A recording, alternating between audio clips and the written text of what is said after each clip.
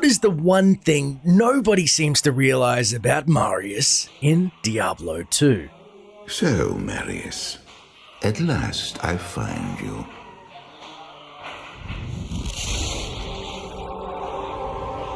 Tyrael, yes. Yes, now I recognize you. I should have known you'd travel in disguise.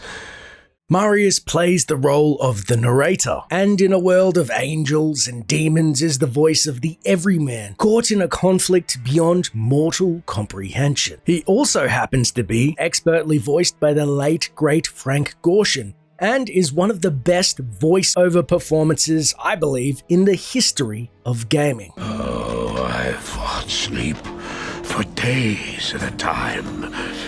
For when I dreamt, the memories would return. Memories of the monastery and the evil which had claimed it. Dreams, memories. I couldn't tell the difference anymore. An ultimately tragic character and unwitting pawn of the prime evils. However, after watching the Diablo 2 cinematic over and over again, I came to a shocking revelation about a deeper plot tied to Diablo 2 and a cheeky Easter egg hiding in plain sight. And no, it's not the fact that Harvey Weinstein dies in a cameo laughing at the Dark Wanderer.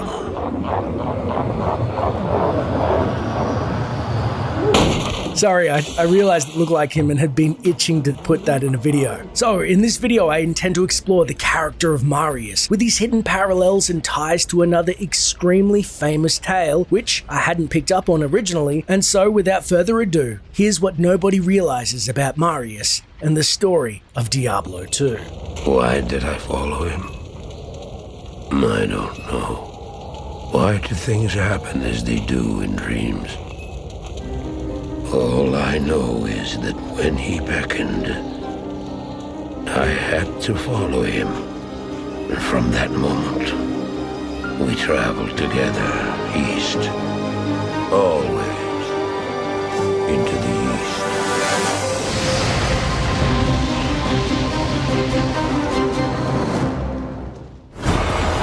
Were these the demons from my dream, or were they born within the Wanderer?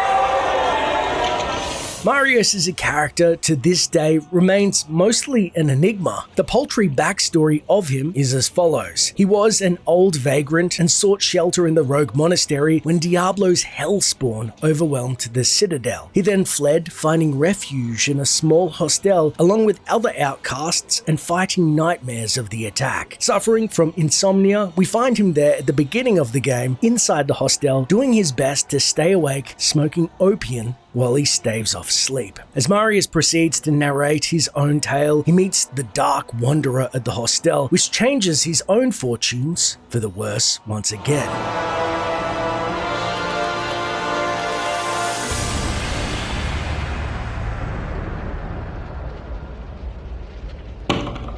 Marius is never actually seen in-game, and although is arguably one of the most important characters central to the plot of Diablo 2, he doesn't even possess a character model. Whereas even Diablo in his Dark Wanderer guise, who later sheds his skin, literally, we witness the Dark Wanderer sported his own in-game model, albeit briefly, during a confrontation outside the docks of Kurast.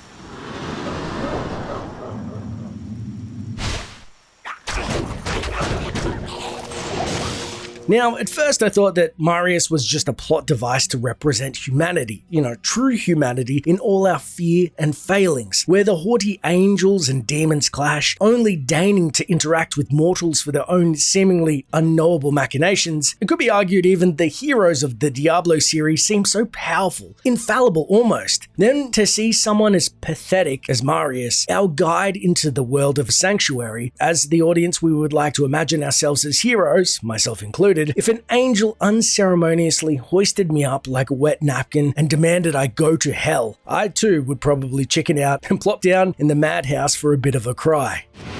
You have just ensured the doom of this world. You cannot even begin to imagine what you've set in motion this day. Go to the Temple of Light in the eastern city of Kurast. There you will find the gate to hell opened before you. You must find the courage to step through that gate, Marius. Take the stone you hold to the Hellforge, where it will be destroyed. Now run. Take the stone and run! What choice did I have? I ran. Oh, what is it that no man wants to have, yet no man wants to lose?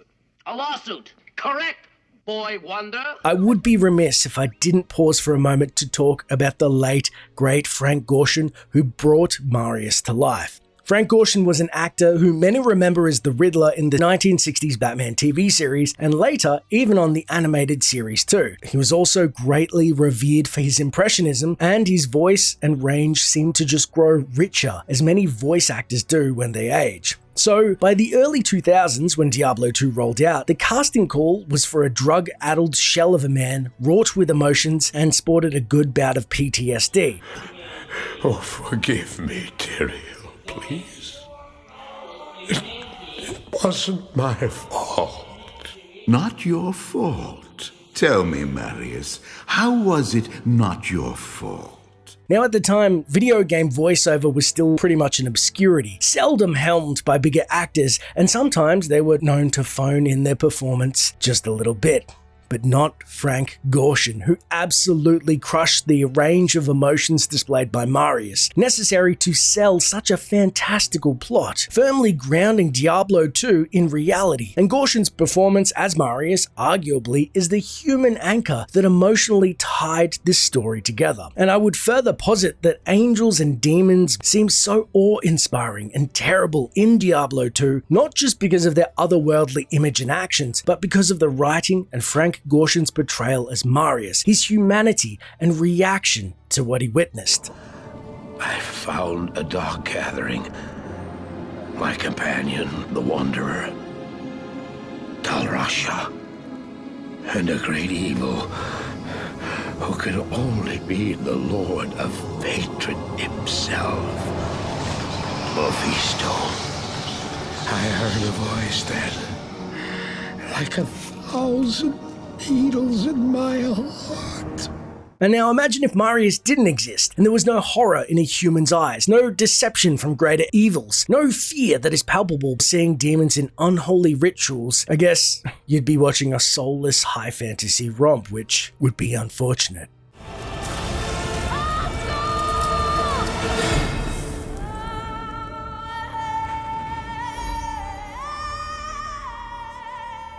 So, Marius is the glue that held the story together, and Frank Gorshin was the talent that brought the character to life. But what does nobody realize about Marius? When following Marius's own journey, I began to notice a great parallel between his story and that of Lord of the Rings. And it's not just that Marius is roughly the size of a hobbit. Marius was taken from his life of relative safety and thrust into a fantastical journey beyond his meager comprehension. Now, instead of a wizard coming to his abode, it was a dark wanderer in his crack den.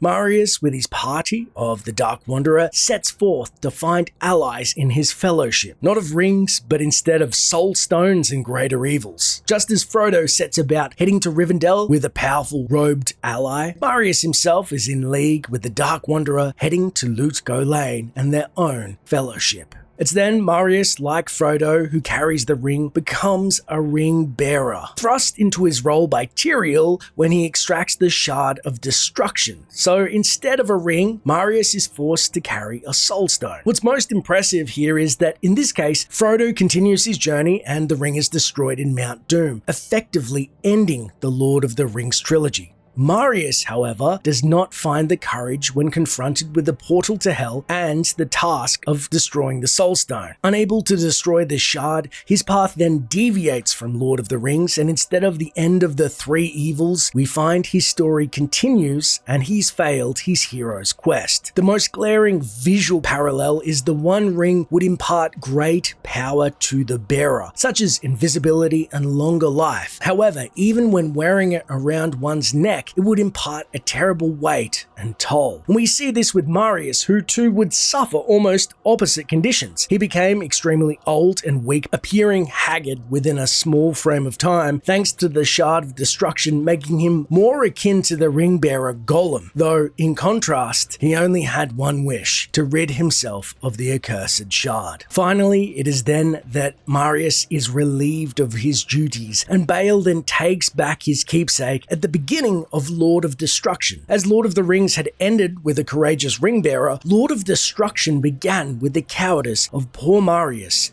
paid in full for his service by the Dark Lord Bale.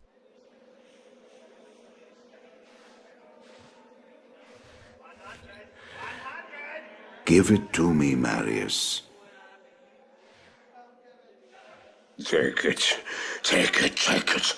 I'm glad this is finally over, Tyrael. Look what the stone has done to me.